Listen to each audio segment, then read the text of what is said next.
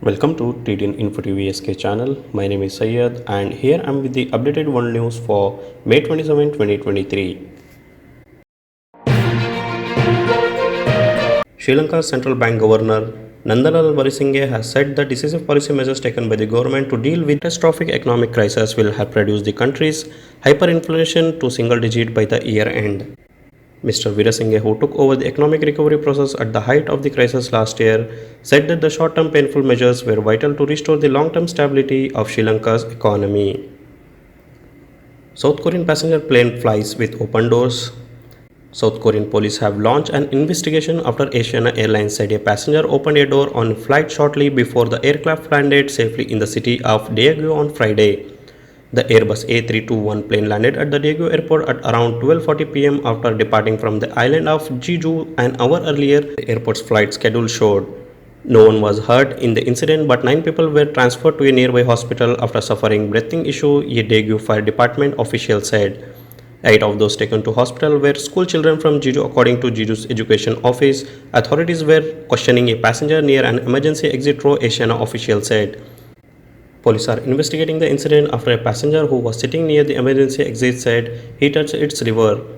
The plane was 2 or 3 minutes from landing when a male passenger sitting next to an emergency door opened a cover and pulled a lever, so the door opened about 200 meters, which is 656 feet above the ground, an Asiana spokesperson said. All on board were seated with seat belts fastened because the plane was about to land. Pakistan former Prime Minister Imran Khan thanks Pakistan government for putting him on no-fly list. According to the Hindu report, Imran Khan tweeted, "I want to thank the government for putting my name on the ECL as I have no plans to travel abroad because I neither have a property or business abroad nor even a bank account outside the country." Unfazed after being placed on the no-fly list, Pakistan former Prime Minister Imran Khan on May 26 thanked the government for barring him from leaving the country, saying he has no plans to travel overseas as he neither owns property nor he has any business abroad. Mr. Khan, his wife Bushra Bibi and other leader and former assembly member of his Pakistan Tehreek-e-Insaf party were reportedly barred from leaving the country on May 25. Indonesia invites Saudi traveler to explore tourism destination beyond Bali. Indonesia wants to attract Saudi travelers with its natural and cultural wonder beyond the holiday island of Bali. The Asian nation tourism minister has told Arab News as the country post-pandemic strategy is focused on quality and sustainability. Indonesia is targeting to welcome 8.5 million foreign visitors in 2023 as it's rebounding from the COVID-19 lull that brought its key forex generating hospitality sector to a standstill. While the figure is still about a half of the arrival recorded in 2019 right before the coronavirus outbreak, the country's tourism is oriented toward long-term visits and travelers who contributed more to the local economy. We are focusing on quality and sustainability post-pandemic tourism, where we expect tourists to stay longer and have much bigger spendings, Tourism and Creative Economic Minister Santiago Yunus said in an interview with Arab News on Thursday. The tourism minister data shows these goals match the travel patterns of visitors from the Saudi Arabia. We are seeing travelers from Middle East region focusing more on personalized, customized, localized travels, Yunus said, adding that they also look for hidden gems in new destinations. Diplomats from 30 countries visit BAPS Hindu temple in Abu Dhabi. Ambassadors and members of the diplomatic community from more than 30 countries visited the under construction BAPS Hindu Mandir, UAE first traditional Hindu stone temple. Envoy and mission representative from the Philippines, Bangladesh, Sri Lanka, Afghanistan, Japan, Indonesia, Israel, Brazil, Belgium, New Zealand, Canada, Nigeria, among others were present during the August gathering following a special invitation by Sanjay Sudhir, Ambassador of India to the UAE. Philippines looks for special program to hire skilled workers in Saudi Arabia. The Philippines is discussing with Saudi Arabia a special hiring program for skilled Filipinos, the Department of Migrant Workers said on Friday as it eyes particularly the booming tourism sector in the kingdom. More than 800,000 Philippine expats are already living and working in Saudi Arabia, which is their preferred destination in the Middle East.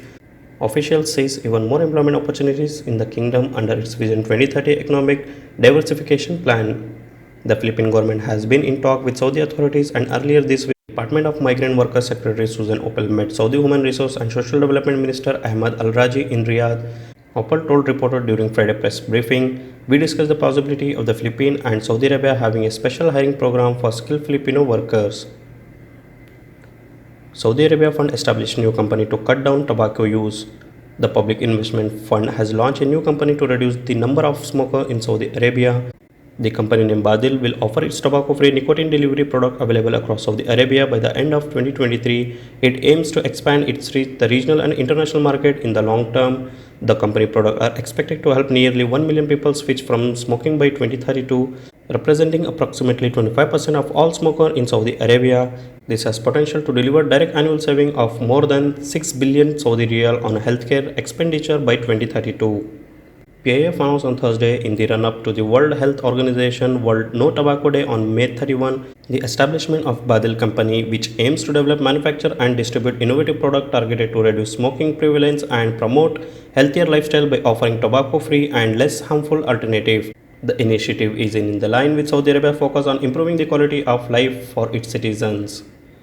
Abu Dhabi SeaWorld Yesland opens to public. SeaWorld Yesland Abu Dhabi, its region's first marine life theme park, has officially opened its door to the public, offering unforgettable experience and immersive adventure for guests of all ages. The star-studded opening celebration, which took place on May 22, featured unforgettable performance by Emirati superstar Hossein Al Jasmi, Scottish recorded artist Red, as well as sensational orchestra of 120 musicians, marking the opening of the next generation marine life theme park. The event captivating opening ceremony featured stunning immersive sound and light show which dazzled the crowd.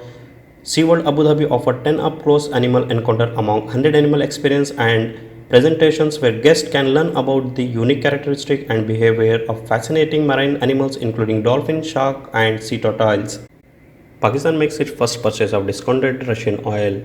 Pakistan has placed its first order for discounted Russian crude oil under a deal struck between Islamabad and Moscow, the country petroleum minister said, with one cargo to dock at the port of Karachi in May. Pakistan's purchase gives Russia a new outlet, adding to Moscow's growing sale to India and China as it redirects oil from Western market because of the Ukraine conflict. As a long-standing Western ally and the arch rival of neighboring India, which historically is closer to Moscow, analysts say the crude deal would have been difficult for Pakistan to accept, but its financing needs are great.